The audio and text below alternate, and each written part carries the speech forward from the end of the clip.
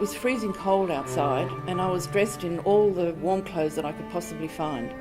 I was lying on the floor of a bombed-out hospital in Beirut in Lebanon. I'd left the United Nations following the massacre of 2,000 women and children in that camp. I was a 33-year-old nurse and I continued to stay in the camp and work there with the Palestinian nurses. And I was dealing with many shattered people as well as nurses. There was a lot of emergency assistance which flows into a situation like that, but it was very obvious that the shattered health workers needed help to re-establish their working lives. At the time, I was working with Norwegian solidarity workers, and I was really impressed by the way that they were working with the Palestinians in a really lovely sense of solidarity with them. And I thought, well, Australian workers should be doing some of that. I was inspired by those workers, just the notion of their solidarity.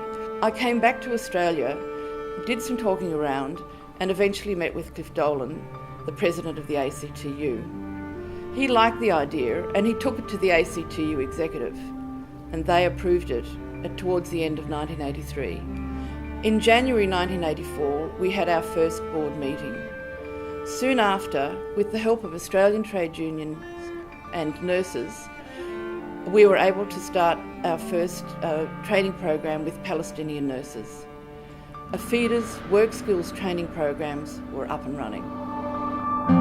I had always wanted to be a nurse from a small child. I actually had several illnesses when I was young, and I'd obviously had really good experience with beautiful nurses, and they were sort of like my role model. As a student nurse, I was involved in the trade union movement. I was involved in the Nurses Federation over at Canberra. And I certainly was, later on when I was over in South Australia, I was also involved in the Federation, in the Nursing Federation. But my grandfather actually set up the Printers Union in Canberra in the early 30s, and he was very strong unionist and very strong on justice issues and worker rights. I graduated from the Canberra Hospital, but I married very young, at 20, and then my husband and I went overseas. So I worked at the London Hospital, and I worked at St Bartholomew's Hospital. I did a course in coronary and intensive care, and then later I was a ward sister on a neurosurgical ward at the London Hospital, and I really enjoyed the teaching component that I was involved in at that, and so I did clinical teaching, clinical nurse teaching, and then I worked as a clinical nurse teacher. Then when I came back to Australia, I did my diploma in nurse education, then my degree, and then I worked at Sturt CAE. Ruth White and Joan Durden were some of the nurses who set up the first Australian degree course in South Australia, and I was working both as a clinical teacher and doing some lecturing in that course for a year or so, and then I came and did my Masters in Health Personnel Education.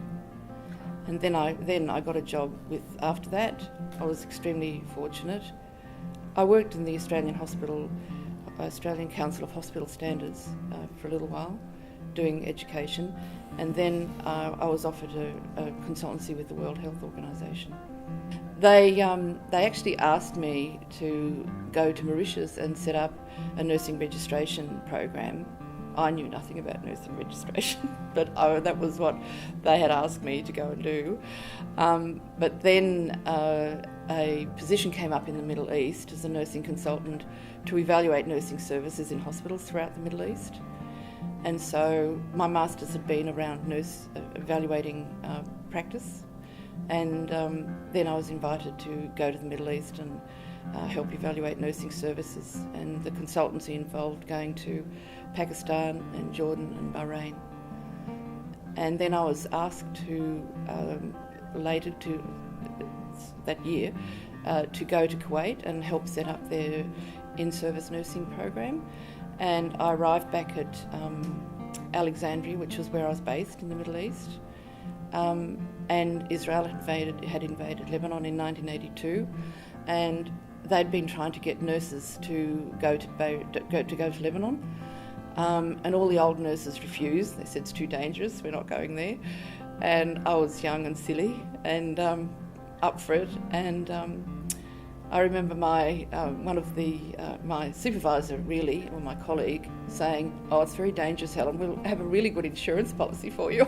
We were coordinating services for Palestinians in the Bekaa Valley, right up to Arsal in the north of Lebanon, and then all across the Bekaa Valley. There were hundreds of thousands of displaced Palestinians and Lebanese as well. And mostly it was immunisations and maternal and child health care. It was that type of work. But, you know, babies were being delivered in bombed out schools. It was a very difficult situation for all of those displaced. And then the Sabra Shatila massacre took place, and I felt that I was working in the UN, and we had actually been encouraging the refugees from the Bekaa Valley to return to Beirut, and then the massacre took place. Everybody said, "It's very safe for you, you can return to Beirut now, all the fighting's stopped, everything's fine." So they went back to that camp, and then there was a shocking massacre. And as a result of that massacre, I felt the fundamental purpose of the United Nations was to protect refugees, and so I resigned and I went back as a volunteer.